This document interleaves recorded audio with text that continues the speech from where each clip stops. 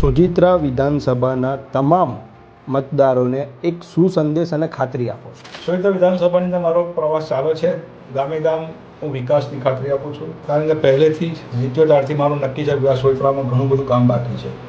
70 વર્ષથી ક્યાંક શાસનની અંદર સોજિત્રાની અંદર વિધાનસભાની અંદર કોંગ્રેસ વધારે રહી. તારાપુર સરપંચની અંદર 30-35 વર્ષ રહ્યા, એ ધારાસભ્ય કોંગ્રેસના બન્યા. આજે એમણે વિડીયો મૂક્યો કે હું તમને મીઠું પાણી આપીશ, તમને રસ્તા આપીશ. 40 વર્ષ શું કર્યું? જે 40 વર્ષ નથી કર્યું 3 વર્ષમાં અમે કરી બતાવ્યું. બંને જગ્યાએ સરકારી કોલેજ કરી. તારાપુરની અંદર નવું સરકારી અદ્યતન દવાખાનું બનાવવા જઈ રહ્યો છું. સોજિત્રાના દવાખાનાની ફાઇલ મારે ચાલી રહી છે.